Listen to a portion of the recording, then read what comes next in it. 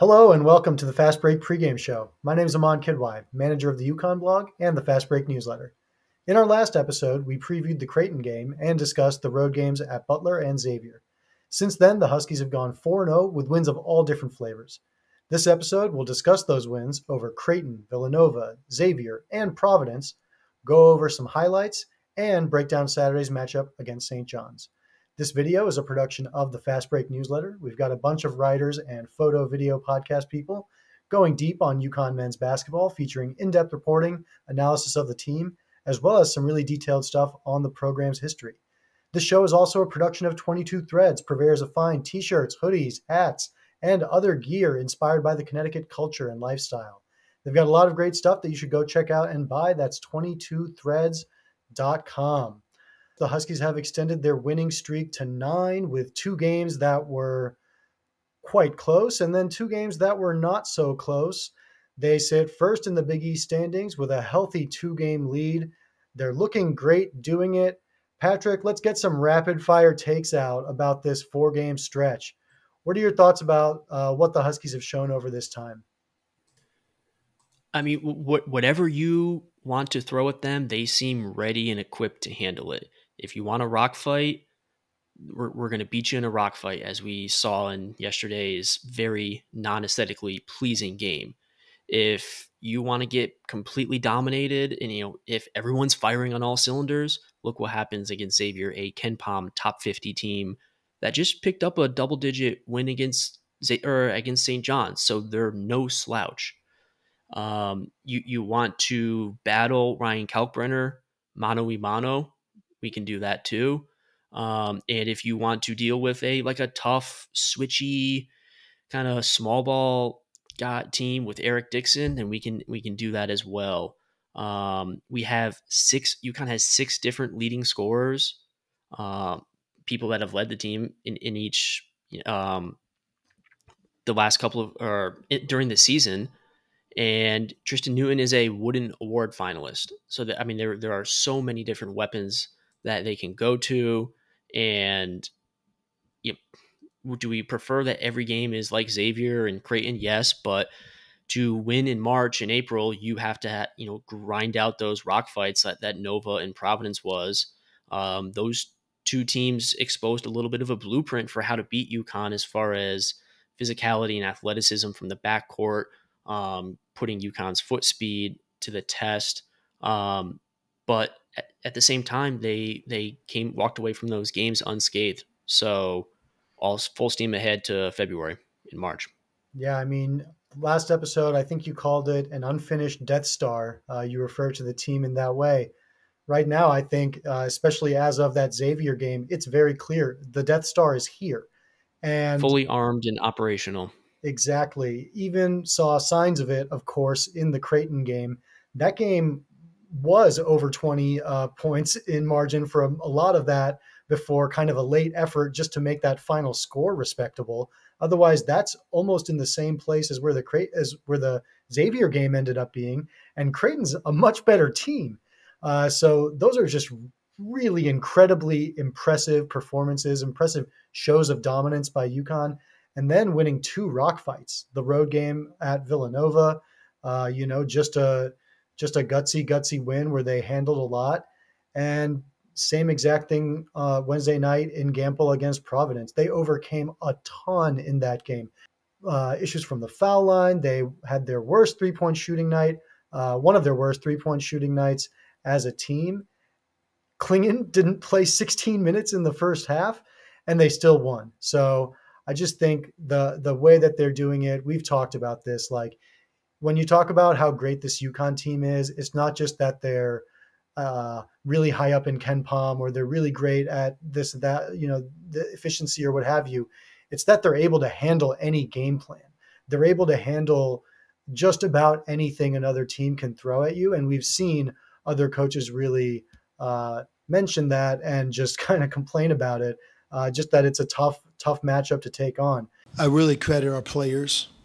It's not easy to go through what we went through in Hartford. They beat us so bad that you wondered if you would ever be able to play basketball or win a basketball game again. I mean, no matter who you were on that trip, you had to be filled with some doubt simply because of how out of hand that game was. I mean, I thought we kept it as close as we could. It could have been worse. Someone who we have to highlight here who's been really stirring the drink is Tristen Newton. Against Providence, he notched his 5th double-double of the season. He's been extremely locked in lately. Even when his shot isn't falling, he's getting to the free throw line. He leads the team in points, rebounds, and assists, which is insane. We're talking about a UConn team that's deep and has tons of people who can be the guy, but he really is the experienced vet, the guy who is doing whatever UConn needs in that time. He scored 16 or more points in 6 of the last 7 games. Really hats off to Tristen Newton for what he's been up to lately and the honors that are coming his way, I think. Think about the Providence game where UConn was desperate for some sort of easy baskets, and he got 2 offensive rebounds, and had the presence of mind to not just kick it back out, or he just immediately, like he was playing 21, just threw it up there, and knowing that the referees were calling anything and everything, immediately, 4 points there from free throws. That's the type of presence of mind that he has, where he's not the quickest dude, but he can just back you down, weasel his way into the lane and draw contact. And then he gets a couple free throws and he's into a rhythm. If you give him an inch of separation, he can extend beyond a couple feet beyond the 3-point line. So UConn has a counterpunch, and now also one other player who teams have to be very, very worried about, and that is Stefan Castle. Of course, someone who was relevant and on the scouting report, but just had his breakout performance, 20 points. So much to say about what he does, the way he scores, the way he's creating space for himself in the lane and finishing tough baskets around the rim. The Stefan Castle show is here. It's the breakout game. What did you think about that Providence performance, and were there signs of that coming? Oh, there were for sure signs. He showed the ability to get into the lane since he was cleared to play, but I think he struggled to finish through contact his first 5 or so games, and now he's realizing through different angles, because he has such strong basketball intuition, where he's figuring out now how to finish through traffic or when to stop on a dime. His first 2 field goals were that little mid-range pull up that Hurley said post game that got him into a rhythm. And I know the basketball analysis is trying to veer away from mid-range, but when it's a mid-range and in the paint, essentially like a floater, that's a high percentage shot. So to know that you can essentially spread the floor, let him work one-on-one, and either draw a foul, get that mid-range, or at least kick to someone if there's an extra guy coming, that's a huge luxury. It's a huge fail safe in case UConn's all their intricate sets and rescreens and pin downs. If any of that's not working, okay, clear out and go to him. And eventually defenses are going to have to start getting up on him because he's hit a 3 in 5 straight games. And he's taking these shots within the flow of the offense. So far, you haven't seen much of the Andre Jackson against Xavier last year, which we all remember, where he is just firing away and everyone's like, oh no, what are you doing? All of his threes, yeah, absolutely. If someone has hit a 3 in 5 straight games, I'm okay with 4 3 attempts. And that was his only real knock. Like you said, he guarded Providence's best player, Devin Carter. I think he held him to 8 for 25 or something like that. This is the dude who is in top 10 NBA mock drafts. It took him a while for the knee injury and to get acclimated to the college game, but now it's full throttle. I can't wait to see what he does in March, because I really think there will be more games where he takes over. Yeah, I'm sure he scored 20 or more points, a ton in his career, but not 20 as tough as that, like you have to do in those games against Providence. Dan Hurley emphasized in a man's game, Castle performed like that. And yeah, just excited for what he does in the future. And the fact that he's just bringing something unique to a team that has so much already. Amazing stuff. It's amazing to look back and think that UConn went toe-to-toe with Kansas and Fog Allen without him. because he seems so integral to what they're doing now. And given that late start to his season, the fact that he's one of UConn's top 5 players in Evan Maya's BPR player ratings, and he's still knocking the rust off and still getting used to the college game, it's insane. Yep. UConn, all 5 starters in the top 35 in Maya's BPR rating. That's absurd. Again, the Huskies went 8-0 in January, won all of their games without Donovan Clingan. Be very afraid, be very afraid. Especially Dan Hurley hates the month of January, we learned. So he really did that month bad. I think last year really took a toll on him. And to be fair, it took a toll on a lot of us. That was dark times. And look where we are now. That's absolutely right. We heard an interview with his wife, Angie Hurley, where she explained that in January of last year, Dan Hurley really felt like he was about to get fired. That obviously seems extremely silly today, but in January there was a little undertone of that thinking bubbling up. But we will probably not be worrying about that this January or February or March, as it's looking like smooth sailing for the Huskies.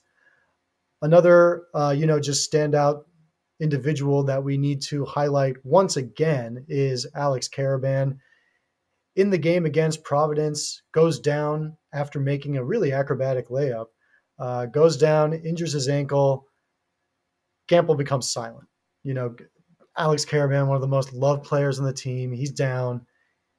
He gets up, he hobbles off, but goes straight into the tunnel. Okay, not to the bench, to the tunnel. So you're thinking, oh man, the worst thoughts are going through your head about what's going on here. 6 minutes of game time later, this guy checks back in. He's clearly hobbled, enters the game, blocks a shot, hits a 3. Alex Karaban is a talented basketball player. He's done a lot of a deep 3, but yeah, a deep 3. But for him to do that it's a different level, right? We talked about like being a vocal leader. That's a thing you can kind of intentionally do. Just hurting your ankle and getting back into the game is just cajones. It's just wanting it, and he's demonstrating that. He's showing another level. He's exceeding expectations through character. He did it in the Xavier game where he had a cut that later that night required stitches, and he returned into that game as well. This guy is tough, but he's also extremely skilled at basketball. Everything changed when Karaban came in here for us, right? That guy's had, to this point, that's many players, first year and a half plus of their career have won as much as him, and have had the start to their career at this place. He's a special player, and just the will there to stay in that game and to just to limp around and just to help us win the game. But he looks like the boy next door, but the guy is an incredible competitor and a warrior. When a player sees that, it has a trickle-down effect. In the same way that viral clip is going around of Hurley saying, like, we're going to beat their ass in basketball now. Like, it's a rock fight now. We're going to beat their ass. Watch that video and watch Samson Johnson when he hears that. He looks like he's ready to run through a brick wall. So when you have 3 guys like that are your vocal leaders, and then you have the steady presence of Tristen Newton, and the Donovan Clingan, who's kind of like the jovial guy that can kind of bring you up and everything like that. I mean, I hate to say it, but the vibes are looking really good for March. And that was something that we talked about in the offseason, saying who's going to fill the leadership void? Who's going to fill the culture void? Is this going to be, okay, we won the national championship, now I'm just going to get mine? There's none of that. They all seem locked in and ready for a repeat. Yeah, I mean, if you saw the way Karaban celebrated after hitting that 3, it looked like he was taking lessons from Cam Spencer on, how to celebrate after hitting a big shot. He's operating on another level. And again, I just think, like I said, it's one thing to be good at basketball. It's one thing to really work on your shot and be a gym rat and all that stuff. It's a completely separate very positive trait to be able to just power through injuries, power through anything. He hit all 3 of his free throws that night. He hit the dagger against Villanova, even though he was not having a great shooting night. So it's just the daggers. I think that's our dagger guy too. I mean, he did it against Texas earlier this season. So it's when you need someone to take a big shot, it's Alex Karaban, and I think that's something he's earned. And it's not hyperbole to say I'm okay with any of UConn's backcourt, and I consider that Newton, Spencer, and Karaban. I'm okay with any of those 3 taking the final shot. Whatever the play is, if they've put it up, I'm perfectly okay with that.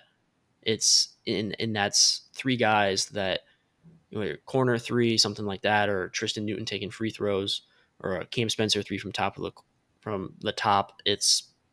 I'm okay with it all. Absolutely, part of the charm of this team. Anyone can do it. St. John's is hosting UConn at Madison Square Garden on Saturday. Tip-off is at noon in the Huskies' second home. I imagine it will be about 50-50 if we're just being honest. UConn fans, St. John's fans, that's what I'll be most eager to see. The Johnnies are ranked 36th in KenPom, 43rd offensively, 51st on defense.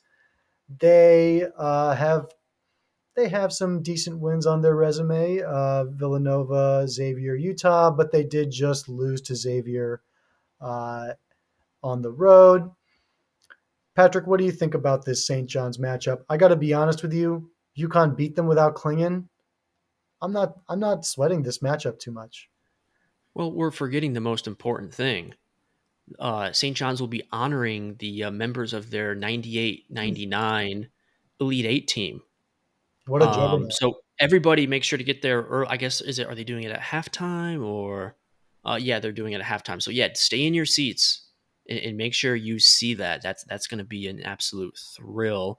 Can't wait to. I'm going to try to have you. Can you guys zoom me in or something like that so I can catch that? That will be delightful to see.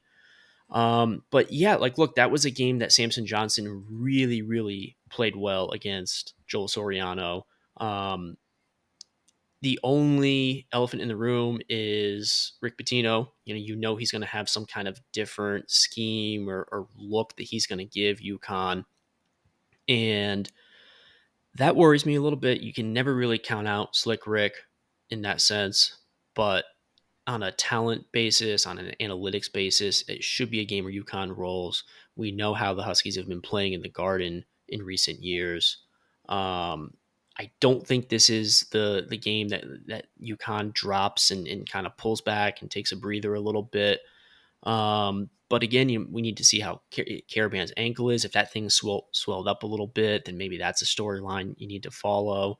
But matchup-wise, I don't see anything that could really scare this team just because, like we said, for the last 30 minutes, they have just so many weapons that if somebody's going to be off, someone else is going to be on. It's going to take a rare game for that whole starting 5 to be completely off. And even then, there's a chance that someone like Solo Ball or Hassan Diarra steps up in a way. Yeah, I think that's a great point. Soriano is, of course, someone who you do need to be worried about just in general and respect as a player. Again, though, I like UConn's chances with Donovan Clingan and Samson Johnson and Alex Karaban, maybe. I think you do bring up a good point, though, that Karaban might not play. Mm-hmm. And if Joel Soriano goes for 20 and 10, that's fine as long as the rest of the team is contained and there's no kind of explosion from someone else. If Naheem Aline also goes for 25, now we're in trouble. But again, none of those guys really jump off the page as game breakers. They got a lot of guys, but this is the narrative of St. John's all season. It just doesn't really fit yet, and they're relying on some days they will be absolute world beaters, and other days they look like a team that essentially blew a sizable lead against Xavier and then got blown out in overtime. That's not a good look. Yeah, I mean, I do think Dennis Jenkins is a pretty good player. I think he's a bit of a playmaker. But yeah, I mean, I think given that UConn has Steph Castle to be able to deploy on him as well as Hassan Diarra and an increasingly frisky Cam Spencer, I think UConn has the perimeter defense fairly set and not anyone to worry too much about here. So again, you feel really strong about this matchup. It's a de facto home game for UConn. They're going to be favored. There's going to be a lot of crowd support for them. They've won 9 in a row. I like UConn's chances here. That's going to do it for us. Thank you all for watching.